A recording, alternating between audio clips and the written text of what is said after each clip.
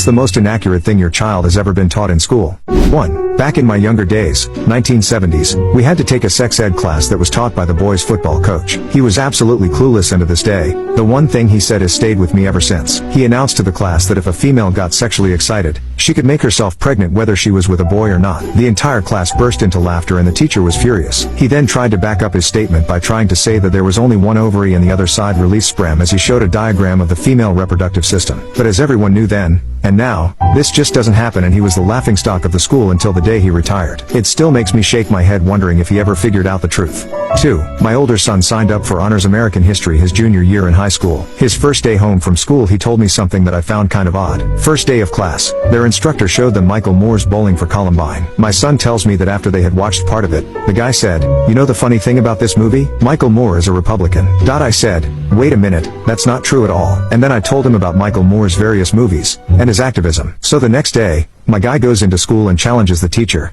relaying the stuff I had told him. The teacher dismissed it with a statement like, "Oh, I didn't really know. Someone had told me that." But it set the tone for the year. Every chance my guy got, he would enter into a dialogue with his teacher about factual things. He would go back and forth with him. It especially held up during their unit on the wars in Europe. My junior had read several books about the world wars, and knew quite a bit of stuff, and retained things much better than I did. My guy always did well in school, and did well in this class too. But the real kicker came at the end of the year. His teacher wrote him a note, thanking him for keeping the class interesting all year long. 3. So I'm not the kid, but the sister. My mom grew up in Minnesota and her parents were from Wisconsin. Being military, we as a family, had lived in both Minnesota and Chicago. Prior to this is important. We moved to Texas and my brother was in elementary school, I want to say 3rd grade. He comes home one day and tells us that they were learning about the 4 Great Lakes. Yeah, you read that right. He said 4. My mother, being the insanely intelligent woman she is, she's got 2 master's degrees, gently corrected him, because we all knew there were 5 Great Lakes. She wrote a note to the teacher, with a mnemonic that we learned up north. HOMES, which translates to Huron,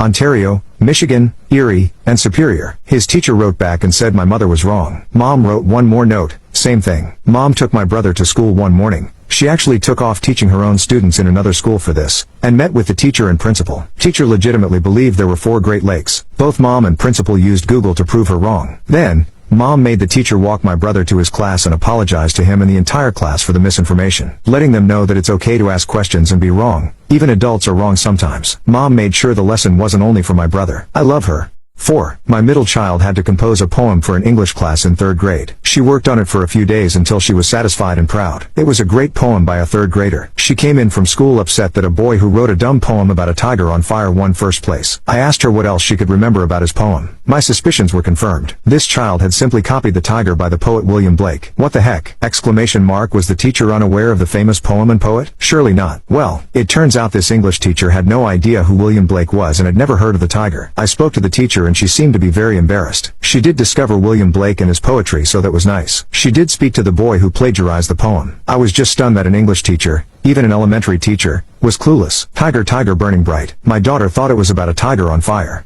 5. My son has an October birthday and missed the cutoff to enter kindergarten, so we put him in a private school for kindergarten. The following year, the public school said he had to repeat kindergarten, so we appealed to have him tested for readiness. After the test, the teacher said that he was not ready because he didn't know his shapes. I asked her which shape that he didn't know. She said that he misidentified a rhombus as a diamond. I replied that if you pivot a rhombus, it is a diamond. He then was entered into 1st grade in the gifted program.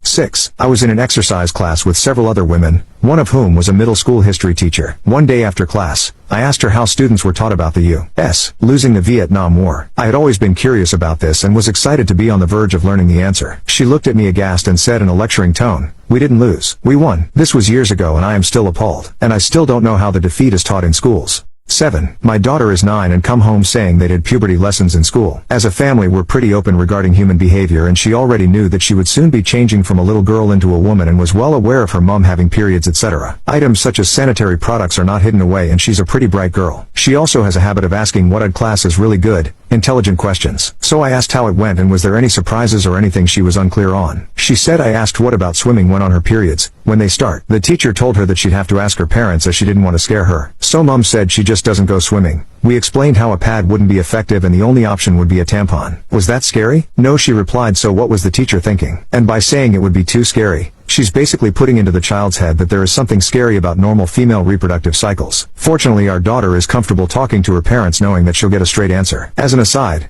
Mom is pregnant and our daughter has already asked to be there during delivery. On that we'll have to see what the midwife says. For us, no problem.